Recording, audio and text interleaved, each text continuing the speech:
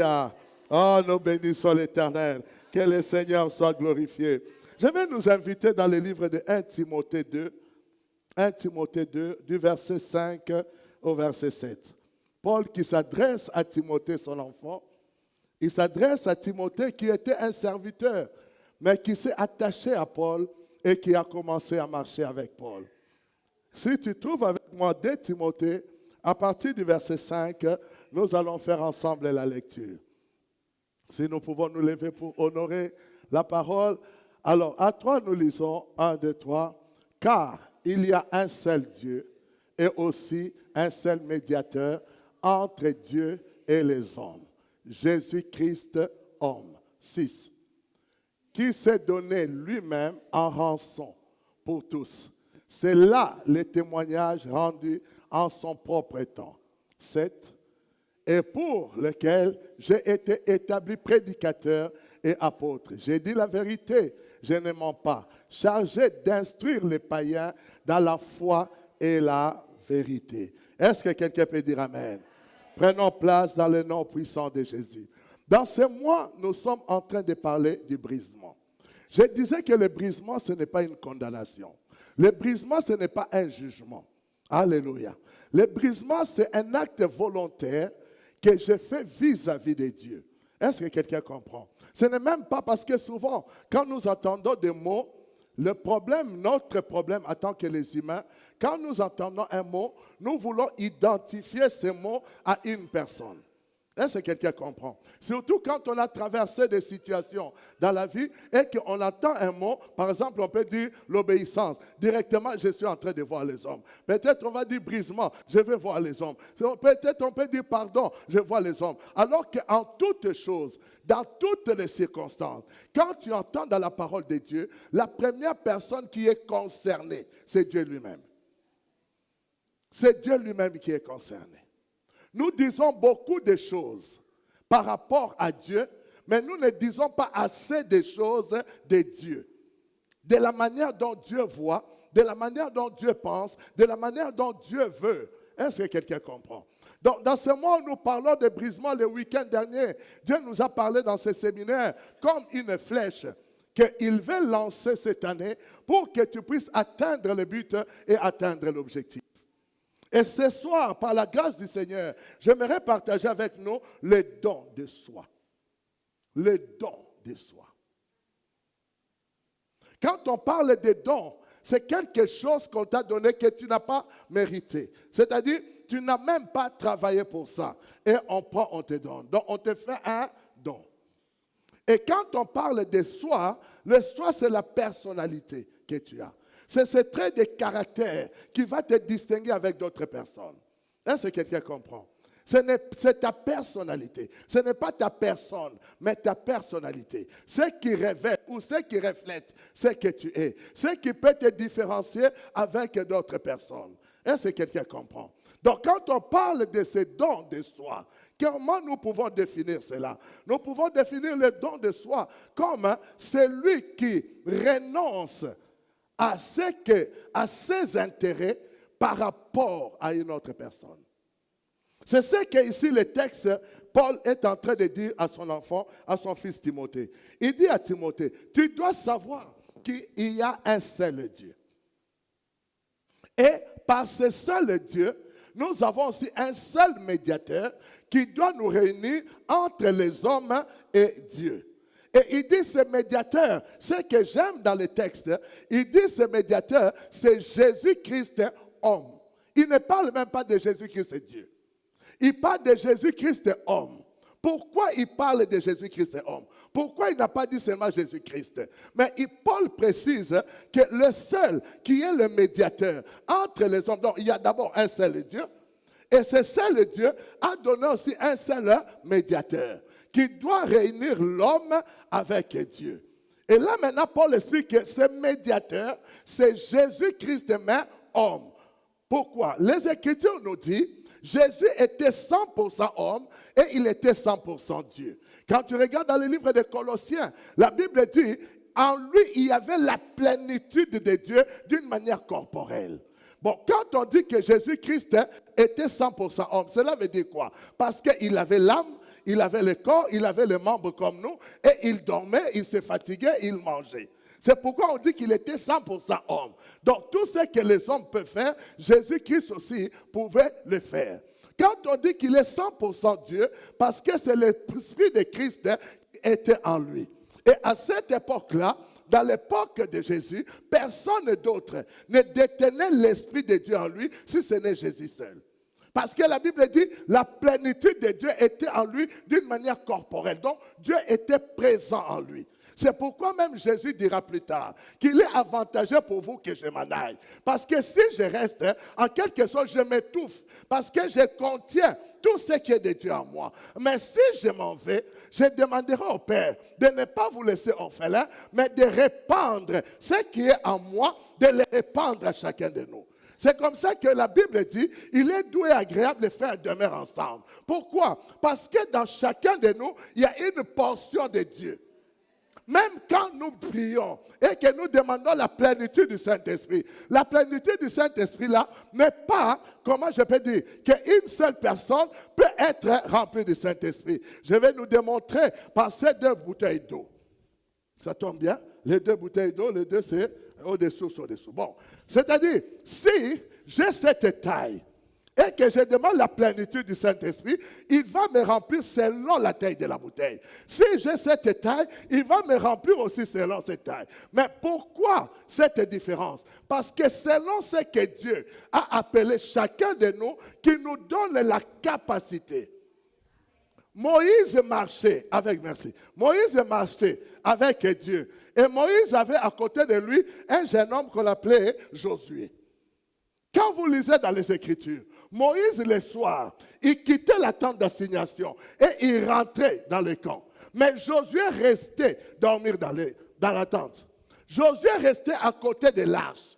Josué dormait là. Mais Moïse, le soir, il rentrait dans le camp vers le peuple. Parce qu'il devait avoir le rapport des autres serviteurs qui servaient avec lui, afin que le lendemain, quand il ira dans la tente d'assignation, il présente à Dieu le rapport de tout ce qui s'est passé dans le camp. Voyez, alors pendant que Moïse est à côté de l'arche, il parle avec Dieu, mais Josué reste à côté de l'arche.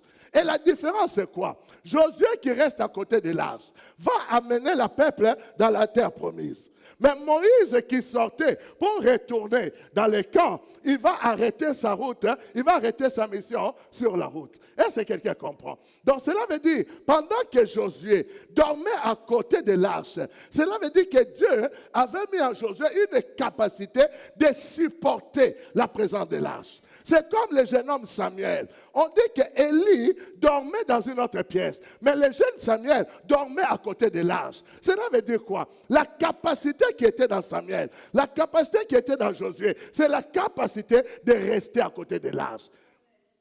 Parce que vous connaissez un jeune homme qui s'appelait Uza. Un jour, alors que l'arche est en train de quitter le camp des Philistins pour retourner à Jérusalem, pendant que le cortège est en train de louer, de célébrer Dieu, et l'arche est en train d'aller, le bœuf qui transportait l'arche, en marchant, ils ont un peu bougé, et on a eu l'impression que l'arche voulait tomber. Et là, Uza va toucher l'arche pour sauver l'arche. Mais la Bible dit, il va tomber et il va mourir. Pourquoi? Il n'était pas habilité à toucher l'arche. C'est-à-dire, dans la relation que nous avons avec Dieu, chacun de nous a une portion de Dieu en lui selon l'appel que Dieu lui a donné, selon la capacité que Dieu a préparée. Est-ce que quelqu'un comprend? Ce n'est pas tout le monde en Israël qui pouvait supporter la colère de Dieu, mais Moïse ici. Quand Dieu s'est mis en colère, il a dit, je vais exterminer ce peuple. Moïse a pu s'élever et dire à Dieu, non, si tu veux exterminer ce peuple, retranche-moi de ton livre de vie. Mais Dieu va dire à Moïse, il n'y a pas de problème. Je vais me calmer par rapport à ce peuple. Mais toi, tu ne connais pas ce peuple. C'est un peuple au cou raide. Mais comme tu t'es levé, je vais me calmer. Et Moïse a su calmer la colère de Dieu. Bien aimé, après Moïse, personne d'autre n'a su calmer la colère de Dieu jusqu'à l'arrivée de Jésus. Jésus n'est pas venu calmer la colère de Dieu, mais il est venu carrément effacer la colère de Dieu. C'est-à-dire, au travers de Jésus-Christ, Dieu quand même il veut se mettre en colère contre toi, il voit qui devant toi, Jésus. C'est pourquoi Paul explique à Timothée, dire à Timothée ceci. Il dit, il y a un seul Dieu et un seul médiateur, Jésus, Christ homme, qui s'est donné lui-même en rançon pour nous. Cela est le témoignage rendu en son propre temps, et pour lequel j'ai été établi prédicateur et apôtre. Je dis la vérité, je ne mens pas, chargé d'instruire les païens dans la foi de Dieu. Il nous explique qu'est-ce qui se passe. Que Jésus, pourquoi nous suivons Jésus? Pourquoi nous croyons en Jésus? Parce qu'il s'est donné. Il n'y a personne sur la terre qui s'est donné volontairement sa vie pour que nous soyons sauvés. C'est-à-dire, il s'est mis entre nous et Dieu. Parce que la Bible dit, notre Dieu, c'est un feu dévorant. Donc, quiconque péchait, c'est pourquoi quand vous regardez sous la loi, la Bible disait quoi? Celui qui ne respecte pas la loi, il tombait, il mourait. Pourquoi? Il n'a pas observé la loi. Maintenant, Jésus est venu, s'est mis, il y a nous, il y a la loi, il y a Dieu. Alors, au lieu que Dieu punisse l'homme à cause de non-respect de la loi, Jésus est devenu cette loi pour nous. Il est devenu cette loi pour nous. Il s'est offert comme un don. C'est que nous devons savoir, bien-aimés. Jésus, en s'offrant comme ses sacrifices, il ne l'a pas fait pour les hommes. Est-ce que quelqu'un comprend? Il a pris notre place, mais pas pour nous, pour Dieu le Père. C'est-à-dire, la raison du sacrifice de Jésus, c'était pour honorer son Père. Maintenant, en honorant son Père, cette action nous donne à nous maintenant la liberté, nous donne à nous la grâce, nous donne à nous la délivrance, nous donne à nous la guérison. Ce que Jésus a fait, il l'a fait pour le Père. Quand tu lis dans Philippiens 2, on dit quoi? C'est ainsi que Dieu l'a souverainement élevé. Dieu lui a donné le nom qui est au-dessus de tous les noms. Afin que, au nom de Jésus, tous genoux fléchissent, toute langue confesse que Jésus-Christ est Seigneur à la gloire du Père. Pas à la gloire des hommes, mais à la gloire du Père. Maintenant, ce qu'il a fait pour le Père, nous avons maintenant la répercussion. C'est-à-dire, c'est comme ça maintenant le Père, dans le projet qu'il avait pour chacun de nous, il ne peut que le rétablir au travers de qui? De Jésus. Alléluia. Donc, ce qui nous montre quoi? Même nous dans notre vie, même nous dans notre marche, nous devons être aussi un don. Parce que Dieu nous a créés pour une mission. Chacun de nous a une mission. Peu importe dans quoi tu fais, peu importe dans quoi tu travailles. Nous tous, on n'est pas appelés à être apôtres, prophètes, évangélistes. Non. Il y a ceux que Dieu a appelés pour être, comme l'apôtre Paul dit, des eunuques donc consacrés pour l'œuvre du ministère. Nous le voyons dans le livre des Actes des Apôtres 13. La Bible dit l'église d'Antioche, ils servaient, il y avait des docteurs, il y avait des prophètes, il y avait des évangélistes, des pasteurs. Ils servaient Dieu dans le jeûne et prière. Et le Saint-Esprit leur dit, mettez-moi Saul et Barnabas à part pour l'œuvre du ministère que je les ai appelés. Mais tu dois savoir, bien-aimé, étant sur la terre, tu es un messager de Dieu dans tous les domaines où tu es. Tu es un premier messager de Dieu dans ta famille. Tu es un premier messager de Dieu dans ton quartier. Tu es le messager de Dieu dans la ville où tu es, dans la commune. Tu es un messager de Dieu auprès de tes collègues de travail. Tu es un messager de Dieu. Tu es là pour transmettre un message de la part du Seigneur. Maintenant, ce message, tu ne peux pas le transporter ou le transmettre d'une manière humaine. Parce qu'il te faut une capacité divine pour pouvoir le faire. Alors, pour pouvoir maintenant être cette personne qui sera un messager, parce que Paul dit, vous êtes une lettre écrite. Pour être maintenant ce messager de la part du Seigneur, il faut que toi-même, que tu puisses t'offrir aussi comme un don pour Dieu. Paul dit dans le livre de Paul aux Romains 12, il dit ceci, que frères, je vous exhorte, dans la compassion de Christ, d'offrir vos corps comme un sacrifice vivant, saint et agréable, ce qui sera de votre part un culte raisonnable. Quand vous regardez le premier homme, Adam, quelle est la mission que Dieu lui a confiée? Dieu lui a confié à être un culte pour lui. Dans toute l'ancienne alliance, on voit que l'homme, Dieu n'avait pas révélé son nom aux hommes. Parce que quand on parle de Dieu, ce n'est pas un nom. C'est une qualification. Ce n'est pas un nom. Ça veut dire un être suprême. Quand on parle de l'éternel, l'éternel ce n'est pas un nom, c'est aussi une qualification. Quand David dit d'éternité en éternité, tu es Dieu, il veut dire tout simplement que c'est celui qui a ni commencement ni fin. C'est ça qui veut dire éternel. Il n'a pas de temps, il n'a pas d'espace, mais il est le temps et il est l'espace. Est-ce que quelqu'un comprend? Maintenant, quand l'Éternel a envoyé maintenant un Dieu pour venir accomplir la mission, le problème c'est quoi? Tout ce qui est sous le soleil a un nom. Tout a un nom. Il n'y a rien sous le soleil qui est sans nom. Des fois même, vous voyez quelqu'un qui va à l'hôpital, on fait des analyses, on ne trouve pas la maladie. On fait des analyses, on ne trouve pas la maladie. Regardez bien. Vous verrez que les médecins, à un moment, après avoir cherché, ils vont dire que non, ça, c'est comme le syndrome de ceci. C'est comme le syndrome de cela. Nous le voyons. Même quand nous avons des cyclones, même quand nous avons des tempêtes, on nomme ces choses. Oh, ça, c'est Erika. Oh, ça. Pourquoi on donne des noms? Pourquoi on donne les noms? On donne le nom parce qu'on doit caractériser la chose par rapport à son nom. Parce que le nom, c'est les attributs. C'est la capacité que la personne a à faire. C'est comme ça que quand l'ange arrive auprès de Marie, l'ange a dit à Marie que cet enfant-là sera appelé fils de Dieu. Donc il aura quoi? La capacité ou le potentiel de Dieu en lui. Bien-aimé, tu ne peux pas vivre la grandeur de Dieu en toi si tu ne t'offres pas comme un don, si tu n'enlèves pas ta personnalité pour pouvoir libérer cela en faveur de Dieu. Alléluia. Dans le livre des Proverbes, regarde avec moi Proverbes. Proverbe 23, le verset 26. Le Seigneur dit ceci. Mon fils, donne-moi ton cœur et que tes yeux se plaisent dans mes voies. Il dit, mon fils, donne-moi d'abord quoi? Ton cœur. C'est-à-dire, si donne-moi c'est quoi? C'est un don. Prends ton cœur, donne-le à moi. Maintenant que tes yeux puissent se contempler, que tes yeux puissent se plaire dans mes voies. Parce que si je n'ai pas ton cœur, tes yeux ne pourront pas voir mes voies et les contempler. Il dit, fais-moi don de ton cœur. Est-ce que quelqu'un comprend? Si ton cœur, Paul dit, si le cœur est converti en Christ, donc cela veut dire, j'ai fait à Dieu le don de mon cœur. C'est comme ça que Dieu dépose en moi des choses qu'il ne peut pas déposer dans une autre personne. Pourquoi? Parce que mon cœur lui appartient. Est-ce que quelqu'un comprend? Il dit, c'est comme ça que tes yeux pourront se plaire dans mes voies. Alléluia.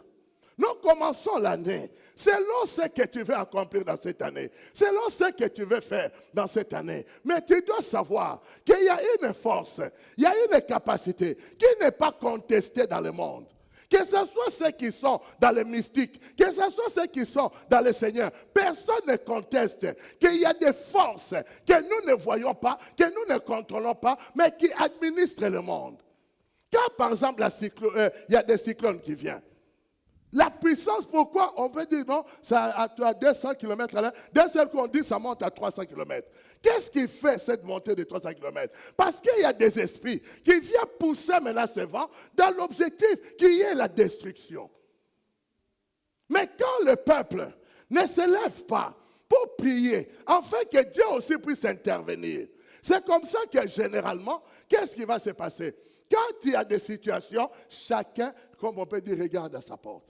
Chacun regarde d'abord à soi. Mais Dieu nous a dit quoi?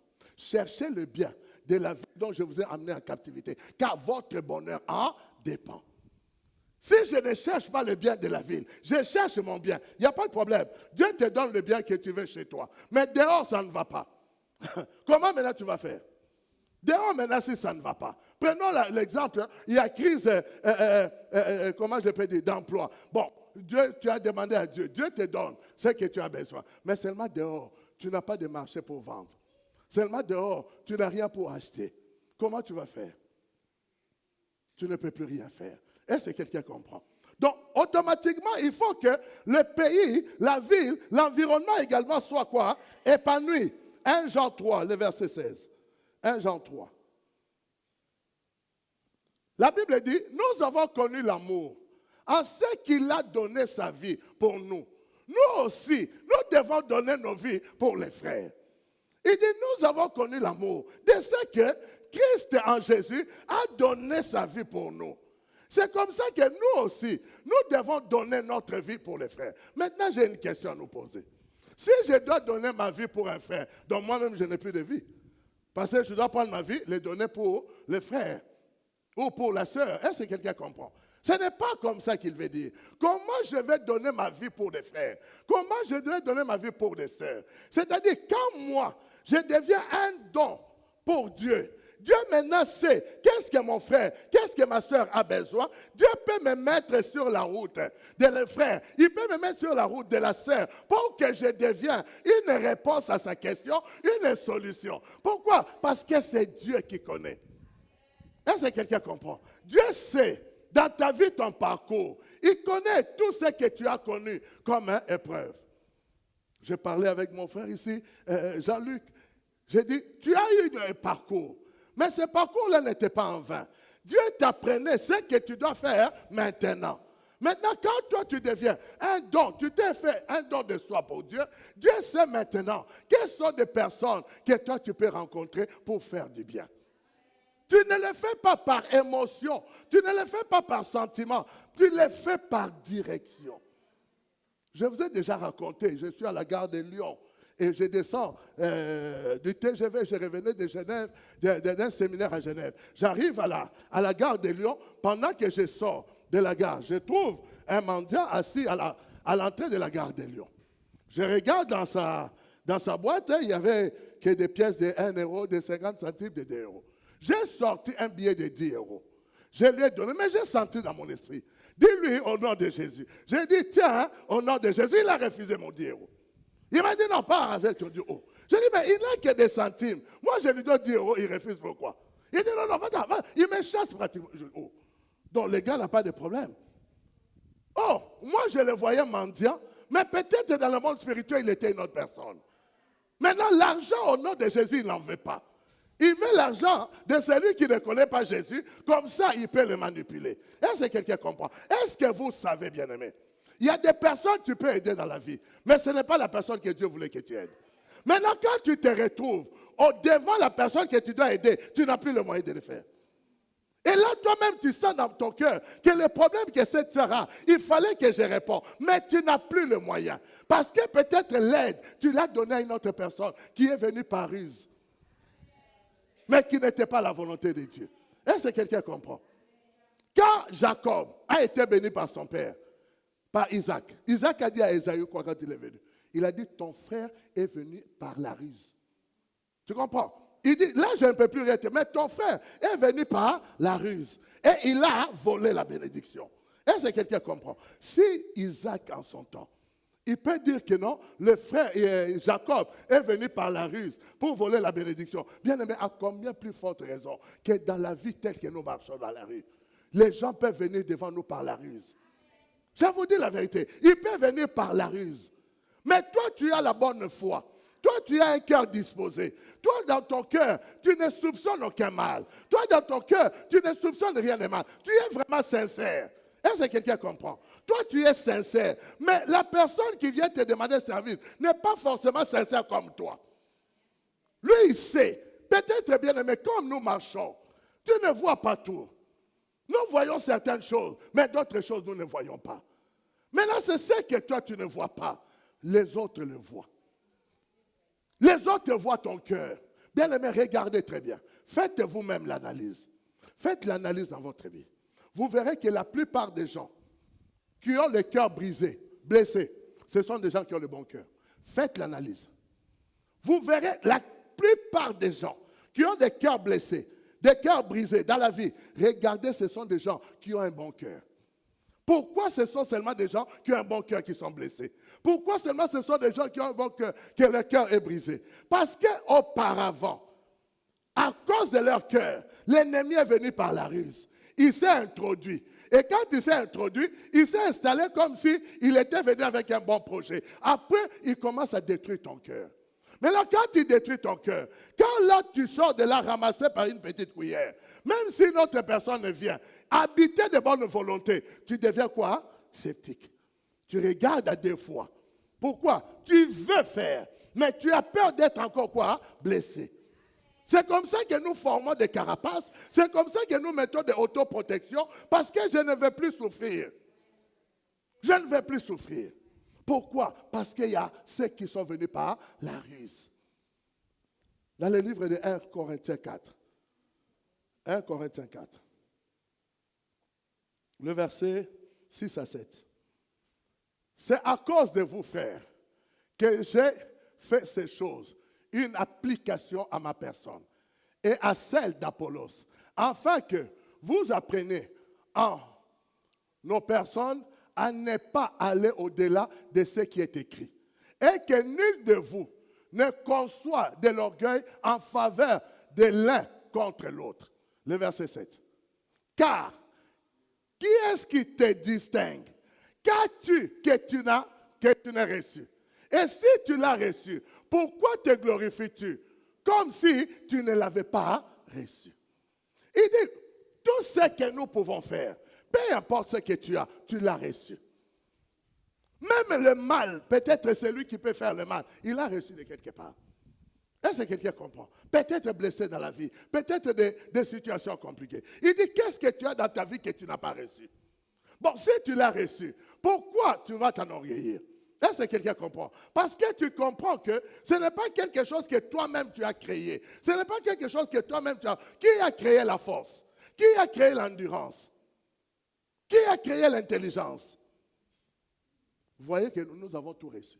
J'aime dire, ce n'est pas l'école qui rend un enfant intelligent. L'école vient seulement révéler l'intelligence de l'enfant. Est-ce que quelqu'un comprend? Quand l'enfant va à l'école révèle seulement son intelligence. Mais ce n'est pas l'école qui rend un enfant intelligent. Sinon, tous les enfants à l'école vont réussir. Il n'y aura pas d'échec. Mais pourquoi il y a d'autres enfants qui ne réussissent pas? Ce n'est pas l'école qui rend un enfant intelligent. Vous avez des enfants, ils peuvent être à l'école comme ça. Ils ne suivent même pas le cours convenablement. Mais on donne les preuves. Ils réussissent mieux que tout le monde. Mais cependant, si tu regardes, que non, même son cahier a des ordres, mais il a déjà l'intelligence en lui. Est-ce que quelqu'un comprend? Il peut distinguer dans la classe. Pourquoi? Il est déjà intelligent. Ce qu'on dit à l'école, ça ne fait que le culture, ça ne fait que révéler ce qu'il y a au-dedans de lui. C'est pourquoi Paul dit, qu'est-ce que tu as que tu n'as pas reçu? Et si tu as reçu, pourquoi tu vas t'enorgueillir? Il dit, il ne faut pas entre nous que nous ayons des sentiments d'orgueil les uns contre les autres. Parce que cela ne sert à rien. Cela ne produit rien au-dedans de nous. Si nous sommes ces dons pour Dieu, toutes ces choses-là deviennent quoi? Vaines. Ça n'influence rien en nous. Parce que ce que nous recherchons, c'est que Christ soit quoi? Glorifié. C'est tout ce que nous cherchons. Que lui seul soit glorifié. Éphésiens 5, le verset 1 à 2. Devenez donc, Éphésiens 5, devenez donc les imitateurs de Dieu, comme des enfants bien-aimés. 2. Et marchez dans la charité, à l'exemple de Christ, qui nous a aimés et qui s'est livré lui-même à Dieu. Voyez ce que je te disais. Il s'est livré lui-même à qui? Pas aux hommes, à Dieu. Il s'est livré lui-même à Dieu pour nous. Il s'est livré à Dieu pour nous, comme une offrande et un sacrifice de bonne odeur. Il s'est offert à Dieu pour nous. C'est-à-dire quoi? Il a rendu, il a accompli la mission de Dieu pour nous. Ce que Dieu voulait, il a rendu. C'est pourquoi à la fin de sa vie, il a dit quoi? Père, j'ai accompli tout ce que tu m'avais donné à faire sur la terre. Tout ce que toi, tu m'avais donné à faire sur la terre. Dans la prière sacerdotale, il dit ceci. Père, j'ai gardé tout ce que tu m'as donné. Je n'ai perdu aucun d'eux, sauf le fils de la perdition. Mais tout ce que tu m'as donné, je les ai gardés. Je les ai gardés. Bien aimé, il y a une dimension que tu peux vivre avec Dieu. Il y a une capacité que tu peux vivre avec Dieu. Quand tu deviens toi-même un don pour Dieu. C'est-à-dire, tu reconnais de toutes les façons ce que je suis. Comme Paul le dit, je suis ce que je suis par la grâce de Dieu. Je ne suis pas ce que je suis parce que j'ai fait tel sport, j'ai été... Non, je suis ce que je suis par la grâce de Dieu. C'est comme ça que David, quand il arrive devant Goliath et l'armée des Philistins, David dit à Saül, quoi, le roi, il dit non, oh mon roi, que la paix, que personne ne soit troublé dans le camp des Israéliens. Parce que ton serviteur que je suis, j'ai tout m'occuper des brebis de mon père.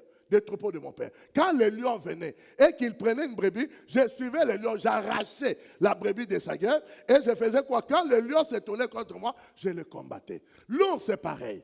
Il dit, c'est incirconcis, je vais le tuer. Je vais le battre, je vais le tuer. Mais quand il arrive dans le champ de bataille, qu'est-ce que David dit? Il dit aujourd'hui que ces multitudes sachent que ce n'est ni par l'épée, ni par la lance, ni par le javelot, ni par aucune autre armure que la victoire. La victoire appartient à l'Éternel. La victoire appartient à l'Éternel. Est-ce que quelqu'un comprend? Si la victoire appartient à l'Éternel, quelle que soit la bataille, c'est selon ce que l'Éternel décide. C'est là où il y a la victoire, où il y a la défaite. C'est la décision de l'Éternel. Est-ce que quelqu'un comprend?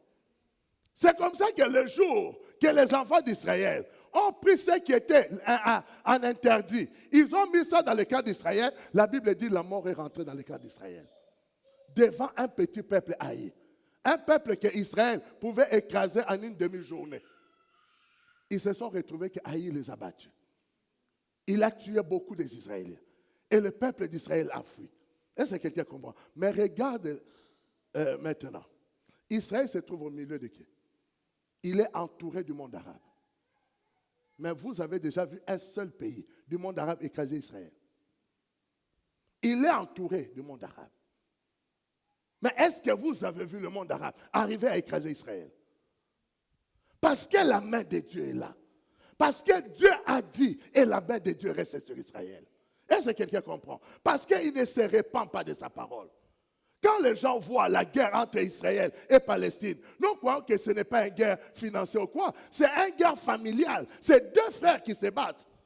C'est un conflit générationnel. Moi, je suis l'aîné, toi, tu es après moi. Toi, ta mère, tu es un bâtard parce que ta mère n'était pas la première femme de notre père. C'est ça la guerre d'Israël avec la Palestine. Ishmaël réclame le droit d'aînesse. Il réclame que non, Isaac doit reconnaître que c'est lui qui est l'aîné. Et que c'est sa mère qui était la femme légitime d'Abraham. C'est ça le conflit. Or, la Bible dit quoi? Dieu a dit à Abraham, chasse l'esclave et son enfant. Chasse l'esclave et son enfant. Car ils n'hériteront pas avec la femme délaissée, donc qui était Sarah. C'est comme ça que quand tu nous parles de Jérusalem, il nous parle que le Jérusalem actuel, c'est Agar, et le Jérusalem à venir, c'est Sarah. C'est qui doit descendre du ciel. Pour montrer quoi? La différence. Le deux, c'est de Jérusalem. Mais il y a Jérusalem de la première alliance et à Jérusalem de la dernière alliance. Et le Jérusalem de la dernière alliance, il dit ce qui descendra, cela veut dire ce qui est selon la volonté de Dieu. Il est temps, mon bien-aimé, que toi et moi, nous vivons ce qui est de la volonté de Dieu. Que nous ne vivons plus simplement selon notre dictat, selon notre pensée, mais nous vivons selon la volonté de Dieu. Que ce qui est de la volonté de Dieu, que ce soit ce qui doit s'accomplir dans ta vie. Ce qui est de la volonté de Dieu. C'est comme ça qu'il dit, le malheur atteindra les justes, mais l'Éternel les délivrera toujours. Dans le livre de Psaume 34, le verset 20. Il dit, mais l'Éternel les délivrera toujours. Mais vous avez d'autres versets dans la Bible où on te dit, lorsque le malheureux crie, l'Éternel l'entend. Mais là, quand il parle dans Psaume 34, il parle du juste. C'est qui le juste? Le juste, c'est celui qui marche dans l'humilité. Le juste, c'est celui qui marche dans la soumission. Le juste, c'est celui qui marche dans l'obéissance. Pourquoi? Parce qu'il reconnaît en lui que je ne suis rien sans Dieu. Je ne suis rien sans Dieu. Paul dit, je suis ce que je suis, uniquement par la grâce de Dieu. Alléluia. Nous sommes dans le livre de Tite, Tite 2. Tite 2, le verset 14. Qui s'est donné lui-même? On peut monter même le verset 13, s'il te plaît. Après la grâce de Dieu, source du salut, qui a été révélée pour nous, il nous enseigne au renoncement. Bon, sinon on peut partir. Ok. Qui s'est donné lui-même pour nous, afin de nous racheter de toute iniquité et de se faire un peuple qui lui appartient, purifié par lui et zélé pour les bonnes œuvres. Il dit lui-même qui s'est donné, afin de nous racheter de toute iniquité et de se faire, donc de faire pour lui un peuple qui lui appartient, purifié par lui et zélé pour les bonnes œuvres. Comme la Bible dit, nous sommes son ouvrage. Nous avons été créés en Jésus-Christ pour des œuvres que Dieu a préparées d'avance, afin que nous les pratiquions. Zélez pour Dieu. Zélez pour son programme. Zélez pour ses projets. Nous sommes sur la terre, bien-aimés. Tout ce que nous devons vivre, nous devons être zélés pour lui. Nous devons être zélés pour lui. Plus tu es zélé pour lui, plus lui aussi, il t'accorde sa faveur. Plus lui aussi, il déverse. Nous le voyons avec Joseph. Joseph est vendu par ses frères. Joseph jeté dans la citerne par ses frères, vendu. Mais la Bible dit, la faveur de Dieu était avec Joseph. Pourquoi la faveur était avec Joseph? Parce que Joseph était zélé pour Dieu. Parce que Joseph était zélé pour Dieu. Parce que Joseph était un don. Il a fait un don de soi pour Dieu. Il a dit, je ne fais plus cas de ma vie, dit l'apôtre Paul. Je ne fais plus cas de ma vie. À moins que dans ma vie, que Christ soit glorifié. Il dit, la seule chose que je recherche, Paul, c'est que Christ soit glorifié dans ma vie. Il précise même que ce soit à la vie ou à la mort, mais que Christ soit glorifié. Est-ce que quelqu'un comprend? Donc cela, et pourtant, Paul, bien aimé, vous le savez, c'était un grand monsieur, Paul. Paul, c'était un grand monsieur. Il a grandi au pied de Gamaliel. Lisez l'histoire de Gamaliel, était qui? Il a grandi au pied de Gamaliel. Quand le roi Agrippa voit Paul, le roi Agrippa connaît Paul. Il dit même à Paul, ton intelligence commence à te jouer des tours. Parce que le roi Agrippa connaissait Paul. Donc Paul était quelqu'un qui vivait au milieu des notables. Il vivait au milieu des grands. Est-ce que quelqu'un comprend? Mais il a dit, quand il a plu à celui qui m'avait choisi depuis le ventre de ma mère, je n'ai consulté ni la chair ni le sang. Je n'ai consulté ni la chair ni le sang. Mais je suis devenu quoi? Zélé pour les choses de Dieu. Je suis devenu quoi? Un don pour Dieu. Afin de faire quoi? De faire à la vie ou à la mort, à glorifier Jésus-Christ. À glorifier Jésus-Christ. Est-ce que quelqu'un comprend? C'est ça que nous appelons la loi de l'honneur. Regarde ce jeune homme Isaac. Vous savez quand Abraham amène Isaac à la montagne, Isaac n'est pas un enfant. Isaac est déjà âgé de 30 ans. C'était un homme grand. À l'époque, vous savez, quand vous regardez l'histoire, les hommes à l'époque, ils étaient grands, ils étaient robustes. Et Isaac était grand. Et son père Abraham, âgé, fatigué. Mais Isaac monte avec son père. Il demande à son père, voici le feu, voici le bois. Mais où est l'agneau pour l'Holocauste? Son père lui répond, à la montagne, l'Éternel se prouvera lui-même de l'agneau. Mais quand ils arrivent à la montagne, Abraham prépare l'autel. Il finit de préparer l'autel, il prend Isaac, il le met sur l'autel. Il a lié, Isaac ne dit rien. Isaac ne réagit même pas pour combattre son père Abraham. Est-ce que quelqu'un comprend? Qu'est-ce que Isaac s'est dit? Si ce que papa veut faire, c'est pour glorifier son Dieu, il n'y a pas de problème. Parce que si je suis là, c'est parce que c'est ce Dieu-là qui m'a donné à Abraham. Si maintenant que ça doit se finir comme ça, ok, il n'y a pas de problème. Isaac n'a rien dit. Même Abraham soulève le couteau pour égorger Isaac. Isaac n'a rien dit. Dans l'histoire juive, on dit que ce qui a tué Sarah, c'est quand Sarah a appris qu'Abraham avait amené Isaac pour le sacrifier à Dieu. Quand Sarah a appris ça dans l'histoire juive, ce n'est pas écrit dans la Bible, mais c'est dans l'histoire juive. Que quand elle a appris ça, elle a fait un arrêt cardiaque. Parce que c'était l'enfant de sa vieillesse. Et qu'il apprend que non, il y a 3 jours, ils sont partis avec son père, mais en fait, le père était parti pour le sacrifier. Dans l'histoire juive. Je dis bien dans l'histoire juive, qui n'est pas écrit dans les Écritures. Que c'est ce qui a arrêté son cœur. Et elle est morte. Mais Isaac est resté à 30 ans, silencieux. Pourquoi? Pour que le projet du père puisse s'accomplir. Donc, il a accepté d'être un don de soi pour le projet de son père. Est-ce que quelqu'un comprend? C'est ce que Jésus est venu faire. La Bible dit qu'il s'est donné lui-même pour Dieu. Il s'est donné à Dieu pour nous, pour que nous soyons quoi? Sauvés. Pour que rien ne vienne encore nous condamner. Pour que rien ne vienne encore nous juger. Il s'est donné lui-même. Bien-aimé, il y a possibilité de vivre avec Dieu. Je ne dis pas que dans la vie d'une personne, les épreuves ne viennent pas. Ça viendra. Il a dit, le malheur atteint souvent le juste, mais l'Éternel les délivre toujours. 7 fois le juste tombera, 7 fois l'Éternel va les relever. Donc cela veut dire, nous sommes confrontés à l'adversité. Aussi longtemps nous sommes sur la terre, avec notre âme, nous sommes confrontés à l'adversité. Mais ce qui fait notre différence, c'est quoi? Si je suis un don de soi à Dieu, quelle que soit l'adversité qui vient, quelle que soit l'épreuve qui vient, ça ne peut pas m'ébranler. Ça ne peut pas. Est-ce que quelqu'un comprend? Ça ne peut pas. Parce que je suis formaté. Non par rapport à ce qui se passe autour de moi, mais je suis formaté par rapport au programme de Dieu. Je suis formaté pour ça. Car vous êtes son ouvrage, créé en Jésus-Christ, pour des œuvres que Dieu a préparées d'avant, afin que vous les pratiquiez. Formaté pour le projet de Dieu. Quand tu es formaté pour le projet de Dieu, quelle que soit l'adversité, quelle que soit, bien lisez dans la Bible, tous les psaumes que David a écrits, 90% de ces psaumes, David était en guerre. Ce n'était pas des moments où David est tranquille. Même le psaume 123 que nous aimons. Le psaume 123, David ne l'a pas écrit dans un temps de paix. Il était en pleine guerre.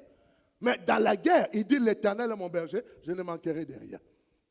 Il est en train de parler, l'Éternel est son berger, je ne manquerai, alors qu'il est en guerre. Pourquoi? La guerre là n'a pas d'influence sur lui. Parce qu'il est un don pour Dieu. Il s'est sacrifié lui-même pour Dieu. Il a dédié sa vie pour Dieu. Il a dédié tout ce qu'il a pour Dieu. Il a dédié pour Dieu. Cela te donne un rang honorable. Parce que quand tu te dédies pour Dieu, c'est l'honneur que tu fais à Dieu. Et cet honneur que tu fais à Dieu, Dieu aussi te rendra cet honneur. C'est comme ça qu'il dit à Jésus, je le glorifierai. Regardez ce que Jésus va dire. Je sais que vous ne l'avez pas dans vos notes. Si vous pouvez me donner ça dans Jean 17, le verset 5. Oui, Jean 17, le verset 5. Oui, Jean 17, 5. Dans la prière sacerdotale. Si quelqu'un a trouvé, il peut lire. Jean 17, le verset 5. OK. Et maintenant, toi, Père, glorifie-moi auprès de toi-même. Est-ce que vous entendez ce que Jésus dit dans la prière? Il dit, et maintenant, toi, Père, glorifie-moi auprès de toi-même, de la gloire que j'avais auprès de toi avant que le monde fît. Donc, il ne parle pas au Père de la gloire terrestre. Il ne parle pas au Père de la gloire. Il dit, oh, maintenant, toi, Père, glorifie-moi auprès de toi. Pas auprès des hommes, pas auprès du monde. Auprès de toi, Père. De la gloire que j'avais auprès de toi avant que le monde fût. Quand il n'y avait personne. Quand il n'y avait aucune voiture, quand il n'y avait aucun avion, quand il n'y avait aucun bateau. Donc j'avais une gloire auprès de toi. En d'autres termes, il dit, de la manière dont tu m'as honoré auprès de toi-même. De la manière que tu m'as honoré auprès de toi-même. Est-ce que quelqu'un comprend? Il dit maintenant toi-même, honore-moi auprès de toi. Auprès de toi-même. Même pas auprès des hommes du monde.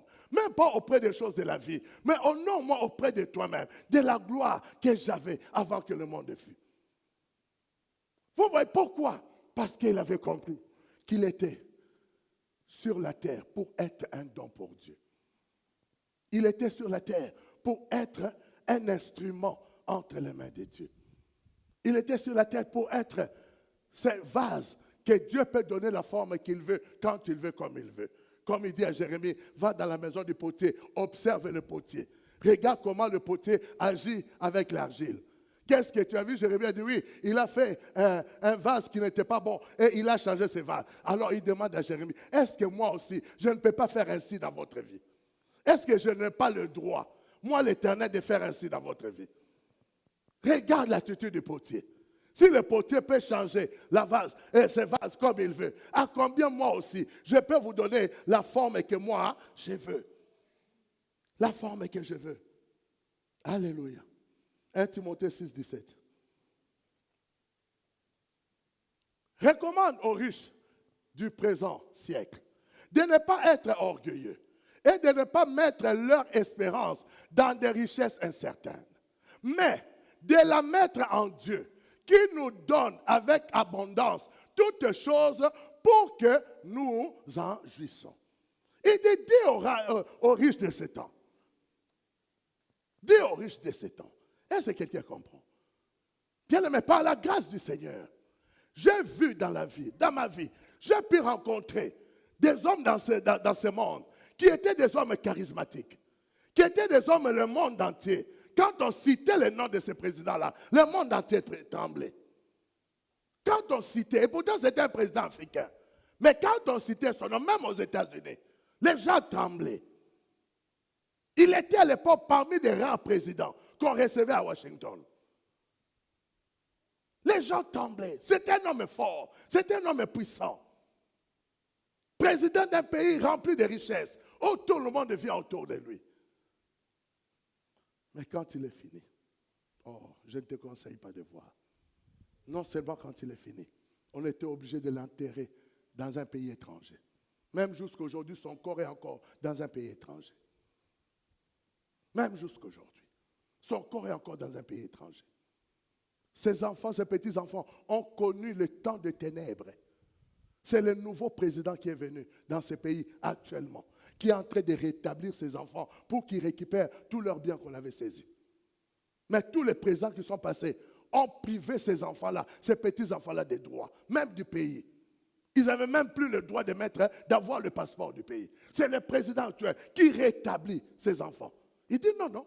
Leur père était, leur même ils sont en négociation pour ramener le corps, ces ossements au pays. Il dit non, non. Leur père était 100% enfant du pays. Les enfants sont 100% enfants du pays. Pourquoi ils n'auront pas de passeport? Il est en train de rétablir. Il est en train de remettre les richesses qu'on avait prises. Mais ils ont passé le temps de l'obscurité. Jusqu'à ce que celui qui vient avec la vérité, il rétablit la vérité. Est-ce que quelqu'un comprend? Mais si leur père de son vivant savait que ces enfants vont vivre, c'est pratiquement, ça fait quoi, depuis 2000, non, même pas 2000, depuis 97 qu'il était mort. Donc ça fait 30 ans, pratiquement. Pendant 30 ans, ces enfants ont connu le ténèbre sur terre. Jusqu'à ce que le nouveau président rétablit. Est-ce que quelqu'un comprend? C'est pourquoi il dit aux riches. Non, bien aimé, je vous dis, c'est un témoignage, ce n'est pas, j'ai entendu, je connaissais la famille. Ces messieurs pouvaient faire venir un avion qui quitte Paris, de chez le nôtre, pour amener un gâteau pour l'anniversaire d'un enfant de 8 ans. L'avion va décoller à Paris. On calcule le temps que l'avion doit arriver, c'est le temps où on doit couper les gâteaux. C'est le temps où on doit couper les gâteaux. Donc ce n'était pas un petit monsieur. Ce n'est même pas un avion de passagers, un avion affrété que pour les gâteaux. C'est pourquoi il dit aux riches du présent siècle de ne pas être orgueilleux et de ne pas mettre leur espérance dans des richesses incertaines, mais de la mettre en Dieu qui nous donne avec abondance toutes choses pour que nous en jouissions. De mettre ton espérance à Dieu, de mettre tes désirs à Dieu, de mettre tes attentes à Dieu.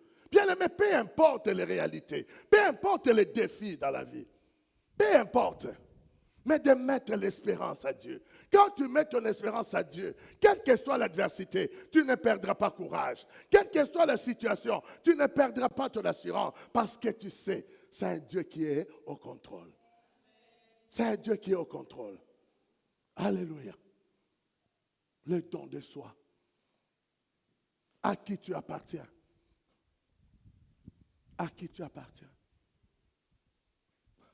J'ai écouté une blague, je crois, c'était sur YouTube ou bien Facebook, je ne sais plus, des blagues de Toto. Vous connaissez Toto?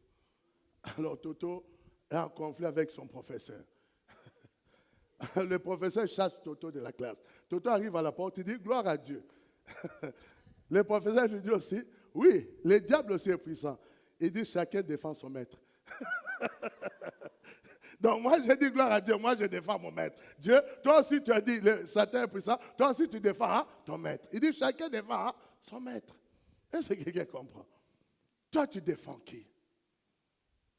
Toi tu défends qui? Ta vie doit défendre qui? Les œuvres de Dieu. Ta vie doit défendre quoi? Ce que Dieu a dit. Est-ce que quelqu'un comprend? Quand Dieu a dit, le temps peut passer. Les réalités peuvent arriver comme il a dit à Habakkuk. Il dit mais attends là. Car ce sont des promesses dont le temps est déjà fixé. Elle ne mentira pas. Même si elle tarde, attends-la. Elle a le temps de l'accomplissement. Elle a un temps d'accomplissement. Et ça s'accomplira certainement. Le don de soi. Bien-aimé, tu peux vivre sur cette terre qui est tourmentée. Sur cette terre qui est dans la confusion. Mais vivre dans l'assurance. Vivre dans l'assurance. Je parlais avec un frère hier. Oui, je crois hier, il m'a dit, C'est vrai, ma femme me dit, non, on peut aller vivre dans un autre pays. Je dis, oui, je suis d'accord, qu'on aille vivre dans un autre pays. Mais la crise est mondiale. J'ai dit, oui, la crise est mondiale. La crise est partout.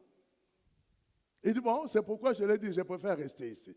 Comme ça, si jamais, au moins la crise est, je peux aller chez les voisins, je peux même prendre un fruit à pain, je peux même prendre des bananes, je prépare, je mange. Que d'aller dans un pays où je n'ai personne, si la crise est là, comment je vais faire? Je vais aller demander le fruit à pain chez qui? Il dit ici, je peux sortir seulement payer, donne-moi, je prends moi le fruit à pain, je prépare et je mange. Je dis non, tu as raison. Est-ce que quelqu'un qu'on va donne gloire au Seigneur, acclame le Seigneur. Non, il a dit simplement, je peux. Je peux aller prendre le fruit à pain à côté. Je peux aller prendre des bananes à côté et manger. Est-ce que quelqu'un comprend? Mais il est possible, au milieu de la crise, que notre Dieu puisse nous distinguer. Parce que Dieu n'est pas soumis à la crise. Dieu n'est pas soumis aux épreuves. Est-ce que quelqu'un comprend? C'est pourquoi la Bible dit tout passera, sauf la parole de Dieu ne passera jamais. La parole de Dieu n'est pas liée. La parole de Dieu est libre pour pouvoir s'accomplir dans la vie d'une personne. Nous finissons par 1 Chronique 29, le verset 14. 1 Chronique. Car, qui suis-je et qui est mon peuple pour que nous puissions te faire volontairement ces offrandes? Tout vient de toi. Et nous recevons de ta main ce que nous t'offrons. Donc, ils veulent dire quoi? Si nous sommes ton peuple, tout ce que nous sommes, nous devons encore te le rendre. L'offrande, là, ce n'est pas seulement l'argent, c'est déjà notre vie. La meilleure offrande que Dieu veut de nous, c'est notre vie. C'est l'offrande qui veut d'abord premièrement en nous. Est-ce que quelqu'un comprend? C'est pourquoi quand vous lisez même dans Genèse 4, je crois au verset 7, 6 ou 7, on parle quand à Caïn et Abel ont donné les offrandes à Dieu. Qu'est-ce que la Bible dit? Dieu agréa Abel et son offrande.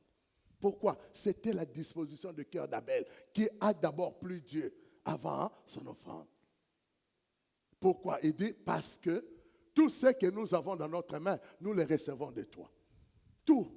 Donc cela veut dire ta vie telle que tu l'as là, tu les reçois de Dieu. Le souffle de vie, la force, tout ce que tu les reçois de Dieu. Est-ce que quelqu'un comprend? Il y a des moments où tu te réveilles le matin, la grippe te bouscule comme ça, tu n'arrives pas à te lever. Hein? Tu commences à demander secours des médicaments, des thés, de toutes les plantes. Alléluia. Mais quand Dieu nous donne le matin, de nous lever, de nous déplacer, comme j'aime dire, de mouvoir, de pouvoir faire des choses, nous devons lui rendre continuellement des actions de grâce. Nous devons même chercher à dire que non, voilà, que ma vie entre tes mains. Ma vie que te soit dédiée. Est-ce que quelqu'un comprend? Aujourd'hui, il y a toutes sortes de maladies. Aujourd'hui, il y a toutes sortes de fléaux. On commence à normaliser ça, ça devient normal. Bien aimé, il y a encore quelques années, quand quelqu'un faisait un AVC, c'était une surprise. Mais maintenant, ce n'est plus une surprise. Matin, midi, soir, les gens font des AVC en désordre. Est-ce que quelqu'un comprend? Il y a quelques années, quand on entendait le mot cancer, tout le monde était aux aguets. Mais aujourd'hui, plus personne. C'est devenu banal. Est-ce que nous ne nous rendons pas compte qu'il y a un danger? Aujourd'hui, qui a peur d'entendre? Donc, cancer, c'est comme si cancer, c'est bonjour. Les AVC, c'est comme si bonjour. Non, ce n'est pas normal. Donc, nous devons comprendre que le système est totalement brouillé. Le système est totalement, qui n'est plus dans l'état où Dieu l'avait mis.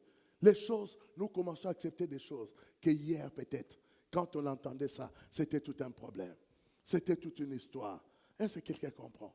Cela doit nous amener à nous confier encore à l'Éternel, à faire de nos vies le don pour Dieu. Est-ce que quelqu'un comprend? De faire nos vies le don pour Dieu. Que ce qui se passe dans ta vie, que Dieu soit le seul qui est au contrôle de ça. Que Dieu soit le seul qui administre ça. Que Dieu soit le seul qui dit son dernier mot. Est-ce que quelqu'un comprend? Je disais quand j'ai lu un verset, ce verset disait, c'est le jour que le Seigneur a fait. Que ce jour-là soit pour nous un sujet de joie et de paix. Quand je lis ça, j'ai médité sur ça. J'ai dit quoi? C'est le jour que le Seigneur a fait. Que ce soit pour nous un sujet de joie. Maintenant, qu'est-ce que le diable vient faire dans le jour que le Seigneur a fait? Comment nous laissons le diable rentrer dans le jour que le Seigneur a fait? Qui doit être pour nous le sujet de joie et de paix d'allégresse. Mais ça devient des fois des jours où nous pleurons. Ça devient des jours de douleur. Ça devient des jours où nous mangeons le pain de la douleur. Est-ce que quelqu'un comprend? Mais cependant, la Bible dit, c'est les jours que l'Éternel a fait. Que ce soit pour nous des sujets de joie. Mais est-ce que tous les jours nous vivons des sujets de joie? Non, nous vivons des temps de confusion. Nous vivons des temps de pleurs. Et depuis là, tous les jours, quand j'ai pris le matin, quand j'ai fini de prier, j'ai dit, diable, je t'interdis de te mêler de ma journée. Parce que c'est le jour que le Seigneur a fait. Je t'interdis de rentrer dans ma journée. Je t'interdis de venir apporter ta contribution. Dieu a déjà apporté sa contribution en faisant le jour. Ça doit rester un sujet de joie. Ça doit rester un sujet de paix. Est-ce que quelqu'un comprend? Ça doit rester un sujet de louange pour nous. Le don de soi. Donne-toi à lui. Parce que c'est pour lui que nous vivons. C'est pour lui que nous sommes sur cette terre. C'est pour lui.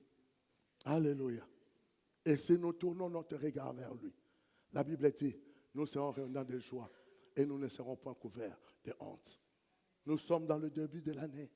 J'ai parlé à quelqu'un, le brisement n'est pas une condamnation. J'ai partagé avec quelqu'un, il me dit, oui, révérend, le brisement, ça fait mal. J'ai dit, oui, je vais te dire pourquoi ça fait mal. Parce que tu dois accepter de changer ce que tu avais pour habitude. C'est ce qui fait mal. Parce que tu dois changer ce qui était dans tes habitudes pour accepter ce qui est de la volonté de Dieu. J'ai dit, voilà ce qui nous fait mal. Parce qu'on ne veut pas changer ce qu'on a l'habitude de faire. On ne veut pas changer notre façon de faire, notre façon de voir. Comme on a du mal à changer ça, c'est pourquoi nous avons mal. Mais si tu acceptes le changement, que le Seigneur puisse te changer, il le fera. Il le fera. La difficulté est là. La douleur est là. La souffrance est là. Mais sinon, ce n'est pas une pénitence que Dieu nous impose. Ce n'est pas une douleur que Dieu veut mettre dans notre vie. Ce n'est pas une calamité que Dieu veut mettre en nous. Au contraire, il veut plutôt que nous puissions avoir avec lui une vraie relation.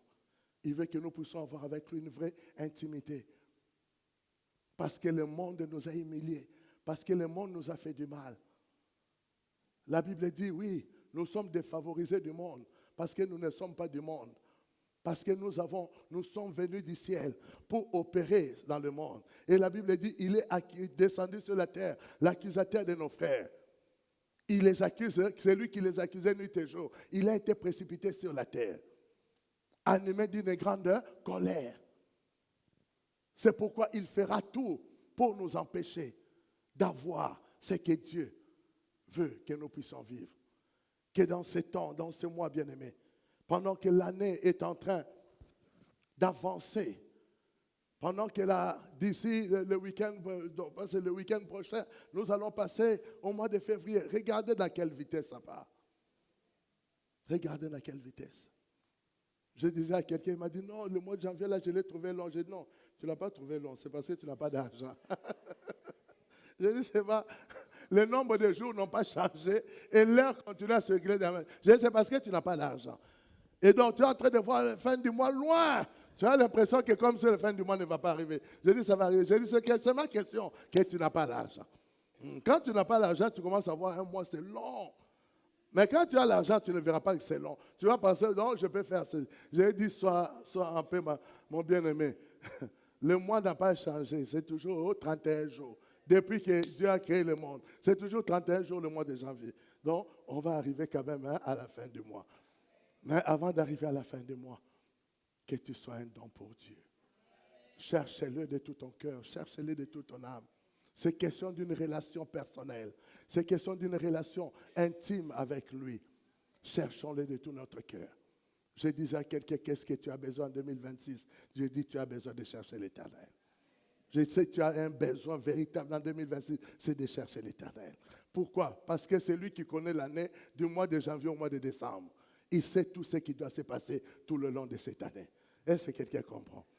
Et quand tu tournes ton visage vers lui, la Bible dit tu seras rayonnant de joie et tu ne seras pas couvert de honte. Car personne ne regarde à lui et couvert de honte. Mais nous sommes rayonnants de joie. Que Dieu remplisse nos cœurs de paix. Que Dieu remplisse nos cœurs de joie. Que Dieu remplisse nos cœurs de la vie. Que Dieu remplisse, qu'il vienne nous remplir de sa présence, qu'il vienne nous remplir de son amour. La Bible dit, nous avons connu son amour parce que lui-même il s'est offert. En sorte que nous aussi, par cet même amour, que nous puissions nous offrir pour le frère. Est-ce que quelqu'un comprend? Ne dis jamais que non, je ne suis pas le gardien de mon frère ou de ma soeur. Non, nous sommes des gardiens, des sentinelles, les uns et les autres. Est-ce que quelqu'un comprend? Tu ne peux jamais te réjouir du malheur de ton frère. Tu ne peux jamais te réjouir du malheur de ta soeur. Nous sommes des gardiens les uns et les autres. Nous devons veiller, chacun veille sur les autres. Nous devons veiller chacun sur les autres. Tu dois veiller sur moi comme moi je dois veiller sur toi. On doit veiller les uns parce que nous sommes frères, parce que nous sommes sœurs. Vous voyez ce qui a fait mal à l'Église. Parce que nous avons pris des titres, nous avons mis des titres à la place de l'amour fraternel. Nous avons mis des titres à la place de l'amour fraternel. Les titres nous servent pour accomplir la mission. Mais notre relation est d'abord fraternelle. Notre relation est d'abord familiale. Quand nous reviendrons dans cet amour du Père, cet amour qui est d'abord un amour familial, je reconnais que tu es mon frère, je reconnais que tu es ma soeur, je reconnais. Alors comment faire du mal à mon frère, comment faire du mal à ma soeur et je dors? Comment le faire? David est devant Eliab, son grand frère. Eliab le traite de tous les maux. Je connais ton orgueil. Je connais, tu es venu faire quoi ici? Je connais ton orgueil. David, est-ce que David a incité Eliab? Non. Est-ce que David a voulu combattre Eliab? Non. David a dit, Goliath, ce n'est pas un problème, mais Eliab, c'est un problème. Je ne peux pas combattre mon propre frère, mais Goliath, je n'ai pas de problème. Je combattrai Goliath. Je peux combattre Goliath, mais je ne peux pas combattre Eliab. Pourquoi il est mon frère? Bien qu'il m'a dénigré, bien qu'il m'a insulté, bien qu'il lui a parlé mal. Il dit, je connais ton orgueil. Devant plus de 40 000 soldats israéliens, je connais ton orgueil. Qu'est-ce que tu es venu faire ici? Tu as laissé à qui? Le père des troupeaux de notre père. David a dit, qu'est-ce que j'ai fait de mal? Qu'est-ce que j'ai fait de mal?